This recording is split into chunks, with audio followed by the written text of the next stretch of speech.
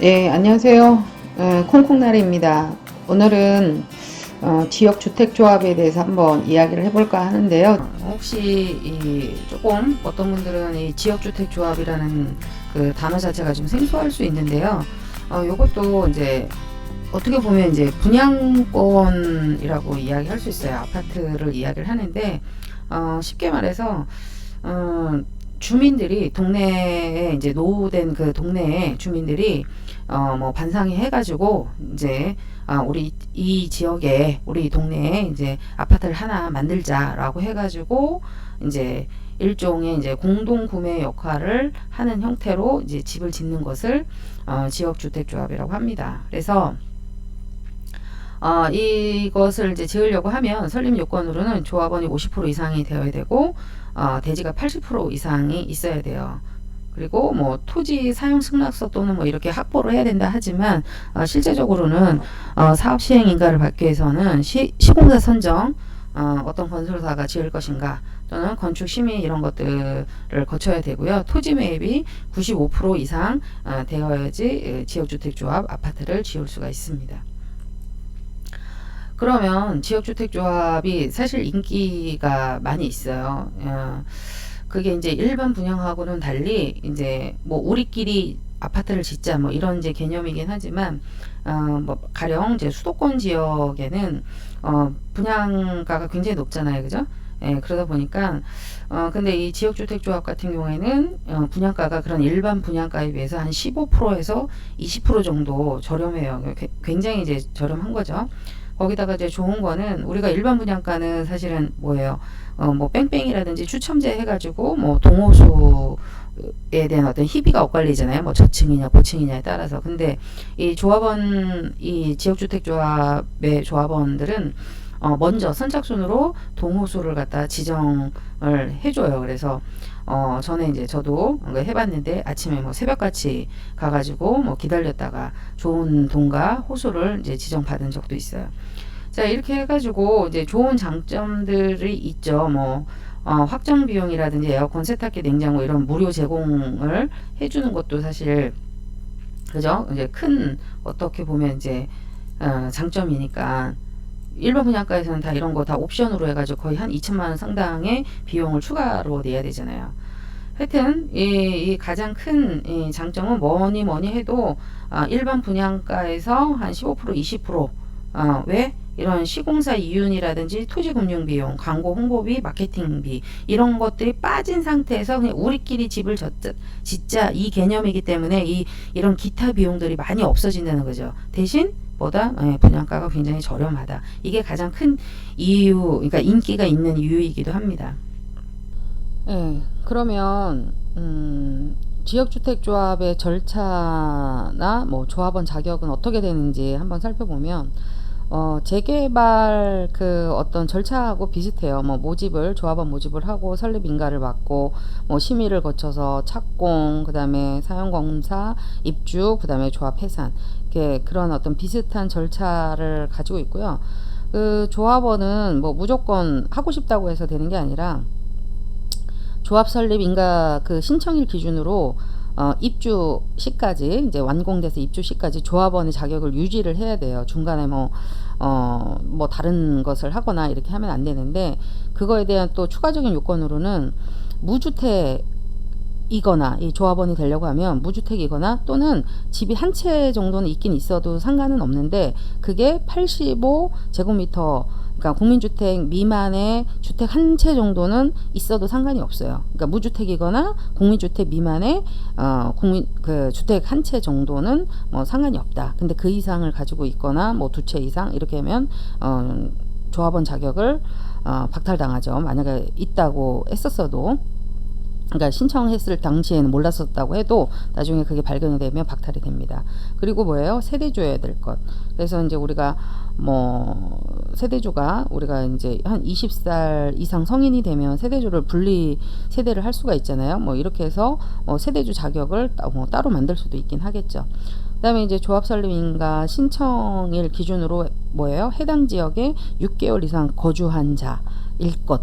그죠? 예, 그래서 우선권을 그렇게 이제 준다는 거죠. 뭐, 만약에 인천에 했는데 뭐 서울에 있는 사람이 막 먼저 할 수 있겠거나 이런 게 아니라 그 해당 지역에 6개월 이상 거주한 자가 우선권을 이제 부여를 한다. 이런 거예요.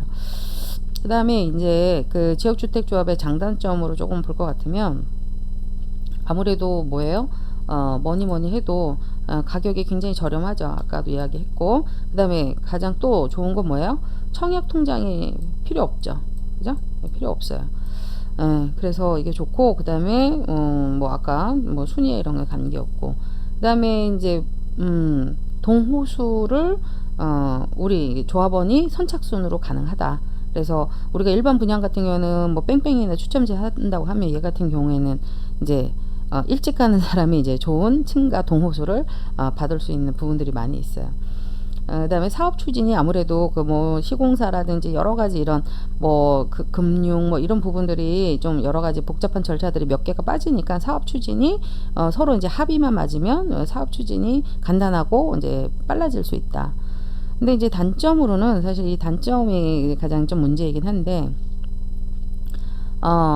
조합원의 뭐 가입 요건이 조금 이제 까다로운 거는 아까 이야기를 조금 뭐 집이 좀 여러 채 있는 사람인 경우에는 좀 힘이 들겠죠, 그죠? 그다음에 이제 뭐예요? 입주시까지 이제 그 아파트가 짓는 그 지으려고 하면 거의 한 2, 3년 정도 걸리잖아요. 예, 그리고 이제 짓는데 2, 3년이긴 하지만 또 조합 설립하고 뭐 하고 하는데 뭐 최소한 5년 뭐 이 정도는 걸리는 것 같아요. 그때까지 조합원의 지위를 유지를 하려고 하면 아까처럼 집이 2채 이상 있으면 안 되고 뭐 85 미만 이상 있으면 안 되고 뭐 세대 줘야 되고 뭐 이런 것들을 계속 지켜야 된다는 거예요. 그다음에 추가 분담금이 발생이 된다라는 거는 뭐냐면 사실 이제 이러한 것 때문에 이제 다들 망설여지는 부분들이 있는데 가령 그래요. 이제 조합원을 모집했어. 자, 우리 여기서 집 집시다.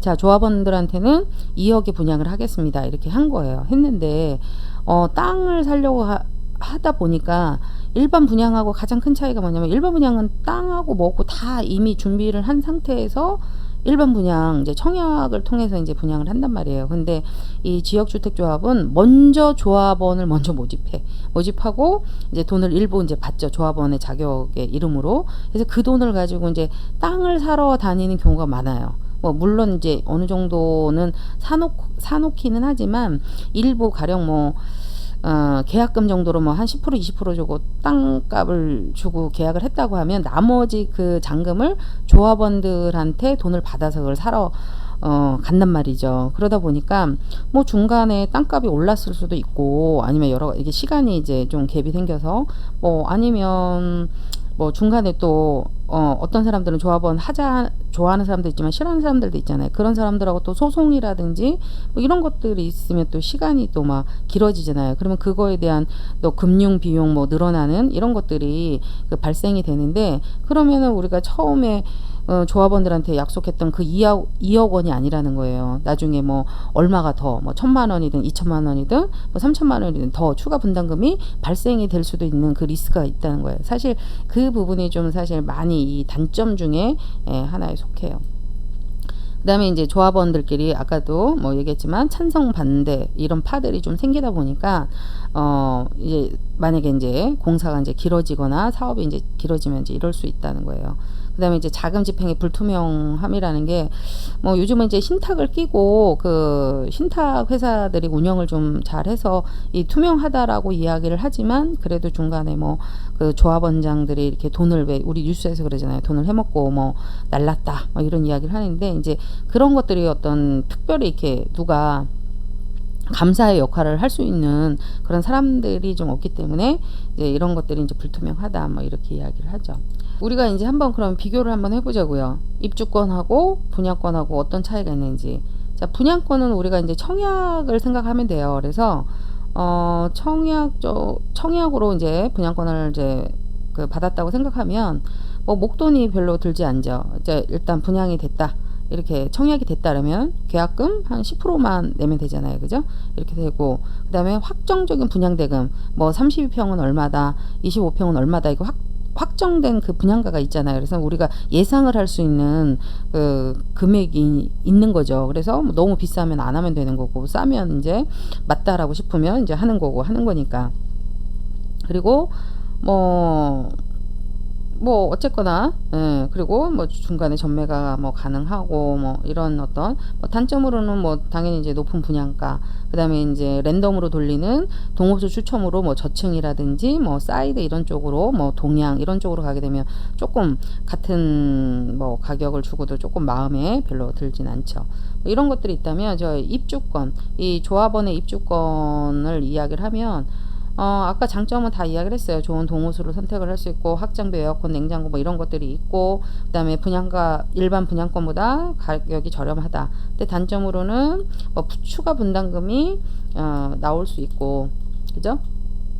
그 다음에 취득세금이 좀 분양권에 비해서 조금 세금이 조금 높은 편이다. 그리고 자격 요건이 좀 까다로워서 이거를 계속 유지하기가 그 몇 년 동안 좀 쉽지가 않더라. 뭐 이런 어떤 장단점들을 우리가 이렇게 입주권하고 분양권하고 비교해 볼 수 있습니다.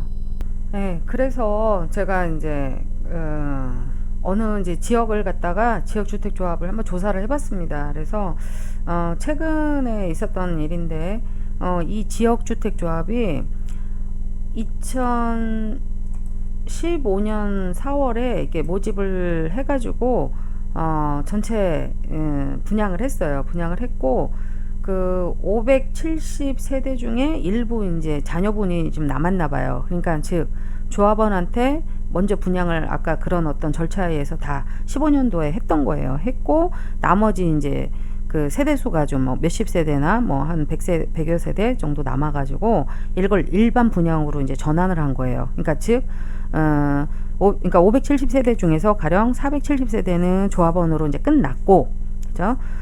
나머지 한 100여 세대는 일반 분양, 청약으로 돌렸다는 거죠. 그래서 약간 뭐 같은 아파트라고 해도 위치는 좀 다르죠. 여기 이제 화면에서처럼 요 입주권, 그때 당시에 이 조합원들한테는 2억 6,400에 분양을 했고, 얼마 전에 일반 분양 그 100여 세대 정도 남은 거에 대해서는 한 3억 200 정도에 분양을 한 거죠. 그래서 여기에 그 둘의 그 갭 차이가 얼마다? 한 3,800 정도 차이가 나네요. 그러니까 뭐예요? 지금 2015년이고 지금 2018년이잖아요. 그러니까 입주 예정일이 20년이니까 얼마예요? 15년에서 20년, 그러니까 5년 만에 그 조합원하고의 그 피 차이는 일반 분양하고의 차이는 약 4천만 원이죠. 이게 끝난 거는 아니라고 보고요. 여기 이제 위치를 봤었을 때 좋아요. 좋으면 보통 프리미엄이라는 게 이 조합원에서 피가 붙기 시작을 하는 게 아니라 일반 분양에서 보통 이제 피가 붙기 시작을 해서 이제 거래가 되다 보니까, 실제적으로는 만약 여기서 피가 붙는다고 하면 조합원은 지금 당장도 4천회 정도의 피가 생기긴 했지만, 앞으로 추후 이제 입주 시기가 다가오면 다가올수록 피는 이제 더 이제 플러스 돼서 올라가겠죠. 예, 물론 이제 일반 분양가도 조금씩 올라가겠죠.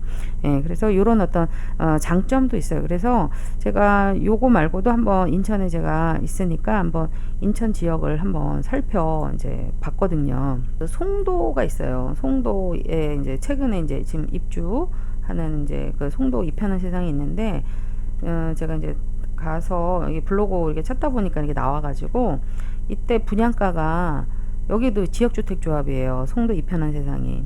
근데 그때 조합원 분양가가 3억 5,900, 그러니까 대략 3억 6천 정도이죠. 뭐 지금 이제 피 뭐 3천 정도 해가지고 뭐 이렇게 4억에 뭐 팔겠다 이렇게 해서 지금 나오긴 했는데, 여기서도 보면 이제 업무 추진비라는 게 이제 1650이 있고, 추가 분담금이 1300 정도 여기는 붙었네요. 그죠? 그러니까 실제적으로 조합원 분양가는 3억 5,900이었어요. 그랬는데 업무 추진비는 아까 이제 이야기했지만 그 신탁사들이 이 대행 역할, 운영의 역할을 좀 대신 해주는 편이거든요. 그러다 보니까 뭐 그 수수료라고 보시면 돼요. 그걸 이제 인당 한 1,650 정도 한 세대당 그렇게 받은 거죠. 그리고 이제 추가 분담금은 원래는 이제 뭐 금액을 뭐 얼마 정도의 이제 약속 3억 5,900 약속을 했는데 이제 본의 아니게 아까 뭐라고 그랬어요? 여러 가지 뭐 소송이 생길 수도 있고 뭐 땅값이 오를 수도 있고 아니면 여러 가지 처리 비용, 기타 비용들이 더 플러스가 될 수도 있다는 거예요. 그래서 추가 분담금이 조합원 그 우리는 일반 분양가는 뭐 3억이면 끝인데 이거는 처음에 이제 얼마 정도 예상으로 분양을 해준다 해놓고 야금야금 이렇게 여러 가지 기타 비용들이 이게 붙을 수밖에 없어요. 여러 가지 본인들 얘기는 인건비다, 뭐 자재비다 이런 것들이 물가 상승이 많이 올랐다 그 몇 년 사이에 이렇게 이야기를 하지만 결국은 여기도 보면 송도 2편은 세상도 그 한 세대당 1,300 정도가 더 별도로 추가 분담금이 더 붙은 거죠. 그죠? 그러니까는 실제 분양가가 어떻게 돼요? 3억 5천 만약 600 그러니까 3억 6천이라고 하면 3억 7,300 정도가 되는 거죠. 이 분담금까지 포함해서. 아니죠. 이 업무 추진비까지 하면 얼마야 이게? 3억 5,900 하고 1,650. 예, 제가 암산이 늦어서 이러면 얼마예요? 한 3억 8,800 그러니까 한 대략 3억 9천 3억 9천 정도가 이게 전체 사실 어떻게 보면 분양가라고 이야기를 할 수 있죠. 그러면 이게 지금요 여기 이제 그 올리신 분이 이제 8월 달에 이렇게 올리셨는데 한번 요거를 갖다가 한번 볼게요. 이게 이제 84인 것 같은데 84 84를 보니까 지금 현재 지금 입주가 지금 시작이 된 것 같기도 하고 이제 시작하는 것 같기도 하는데 84가 지금 5억 5천이에요. 그러면 아까 3억 9천이라고 그랬죠. 그쵸? 5억 5천에서 3억 9천 빼봐. 그럼 얼마야? 1억 6천 정도가 지금 프리미엄이 생겼네요. 이런 거 같은 경우는 굉장히 성공적이라고 할 수 있죠. 그리고 그 주변에 계속 호재가 있기 때문에 가격이 좀 떨어질 확률은 좀 많지 않죠. 그래서 그래도 이렇게 몇 년 사이에 뭐 1억 6천이 물론 이제 수도권이 좀 많이 오르긴 했지만 이렇게 이제 1억 6천을 분양가도 저렴하게 받았고 위치도 그렇고 뭐 앞으로의 호재도 그렇고 뭐 실거주 여러 가지 장점이 많은 아파트이기 때문에 이런 거 같은 이제 성공적인 케이스라고 된 거죠. 하지만 그 추가 분담금에 대한 그 뭐 1,300만 원 정도 더 업이 된 거는 좀 아쉬운 부분이기도 해요. 그리고 여기도 말고도 제가 한번 인천 지역주택조합이라고 해가지고 한번 좀 찾아봤는데 이게 몇 년도죠? 여기도 한 16년도인가 17년도에 이렇게 한 적이 있어요. 성남 뭐 미소지음이라고 해서 저도 여기를 가봤었었는데 그때 계약금 1,000만 원인가 하여튼 그랬었어요. 그랬는데 얘네들 그 홍보했었을 때 그게 3.3 제곱미터당 600만 원대다. 뭐 이렇게 이야기를 했었고, 그죠? 예. 주변이 이제 870에서 1,000만 원대 정도니까 뭐 이렇게만 이제 제대로만 된다고 하면 메리트가 있죠. 그리고 위치도 여기가 뭐죠? 바로 이제 코앞이에요. 무슨 역이냐면 여기가 무슨 역 앞이지? 예. 하여튼 무슨 지하철 바로 코앞인데 하여튼 그런 데였었어요. 그래서 위치적으로도 상당히 괜찮아서 그렇긴 했는데 이 지역주택조합이 없지 않아 그런 리스크들이 있다고 그랬잖아요. 이게 일반 분양이 아니고 사실 이제 말은 조합원이라고 이야기를 하지만 조합원이 결국은 투자자예요. 투자자들 모아서 집을 짓자 이런 식으로 이야기를 해서 이제 집이 올라가는 거라 성공적이었을 때는 상당히 이제 메리트가 있지만 실패를 했었을 때는 서부여성회관 앞에 맞아요. 서부회관 옆에 다 이제 짓겠다. 왜냐면 이제 여기 인천 지하철역이긴 하지만 한 코스 지나면 성남역이고 이 성남역이 이제 내년 하반기인가 아니면 내후년 거기 초에 7호선 연장이 되는 그 환승역이잖아요. 그러다 보니까 상당히 이제 입지에 대한 이제 메리트가 있긴 한데 이거에 대한 추후 이렇게 흘러가는 거는 제가 지금 정확하게 조사는 안 했지만 별로 이렇게 조사를 해도 별로 나오는 게 없네요. 이게 잘 흘러가고 있는지는 모르겠어요. 하여튼 인천 보니까 여기도 있고 또 최근에 여기 뭐 숭이역 메트로 타워도 있더라고요. 뭐 이렇게 역 근처에 있다. 그래가지고 한번 혹시 관심 있는 분들은 일단 가서 그냥 들어만 보세요. 들어보시고 판단은 본인이 하셔야 되겠지만 장단점이 있어요. 그래서 그 지역주택조합을 투자를 만약에 할 경우 유의사항으로는 조합원들이 결국은 이제 좋은 어떤 의도로 집을 이제 저렴하게 짓자라고 했지만 그 전문성이 좀 아무래도 떨어지죠. 그러다 보니까 뭐 업무 대행, 뭐 신탁사나 시공사한테 끌려갈 수밖에 없는 상황으로 좀 많이 몰리는 편이기도 하고요. 그다음에 뭐 조합 설립 인가 전까지는 뭐 관청, 그 해당 관청에서 뭐를 이렇게 관여할 수 있는 부분이 없어요. 그러다 보니까 좀 자기네들 주먹구구식으로 움직이는 부분도 많이 있고, 그다음에 뭐 만약에 이제 제일 이제 저기 한 것들은 이제 토지 매입이 아직 되지 않은 상태에서 뭐 조합 설립을, 조합원을 뭐 움직인다든가 뭐 모집을 한다든가 이런 것들이 가장 문제가 되니까, 그런 것들이 의심스러우면 해당 관청, 그 시청이나 구청이 주택가에 전화를 해서 혹시 이쪽에 뭐 지역주택조합의 그 지금 과정이 어느 정도까지 가 있느냐 뭐 이런 것들을 한번 물어보고 시작을 하는 것도 괜찮은 것 같아요. 그 다음에 아까도 조금 이제 추가 분담금 이런 것들이 좀 부담스럽잖아요. 아까 이제 송도 이편한 세상도 한 세대당 한 1,300만원 정도가 더 부담을 됐는데, 가령 우리가 지금 조합원도 싸게 이렇게 분양을 받는다는 게 가장 큰 장점인데, 뭐 2억이 준다고 해놨다가 갑자기 뭐 한 1, 2년 정도 지나고 나서 한 3천, 5천 더 달라 이렇게 하면 또 사실 분양가가 더 올라가는 형태가 되니까, 혹시 그런 거에 대한 분양가에 대한 어떤 보장제 이런 것들을 실시하는가에 대해서도 한번 짚고 넘어갈 필요도 있는 것 같긴 해요. 뭐 그런 것들. 그 다음에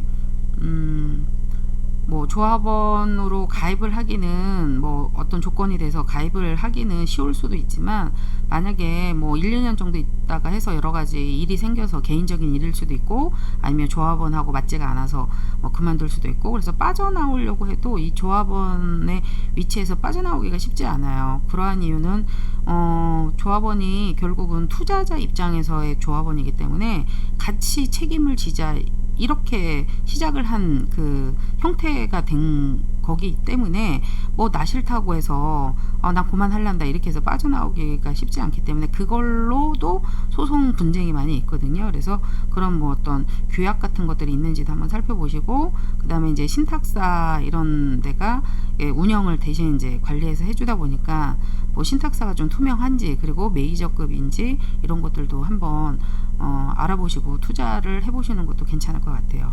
하여튼 이래나 저래나 위험할 수도 있어요. 위험한 부분도 있고, 근데 또 그 나름의 또 틈새를 찾아보면 또 좋은 그 수익으로 다가올 수 있는 아이템이기도 합니다. 그래서 그런 부분들을 좀 잘 찾아보세요. 예, 그래서 뭐 우리가 그죠? 예, 위기가 기회다라고 이야기를 했는데, 또 다른 뭐 아이템으로 이런 것들을 이제 살펴보면 또 좋은 기회가 되지 않을까 싶기도 합니다. 하여튼 제가 뭐 좀 전부터 한번 이 지역주택 조합에 대해서 한번 이야기를 좀 해보려고 그랬었는데요. 오늘 이제 하게 돼서 그렇고요. 뭐 좋은 내용이라고 생각이 들면 구독, 좋아요 눌러주시고, 또 저도 다른 또 내용으로 다음에 또 찾아뵙도록 하겠습니다. 고맙습니다. 안녕.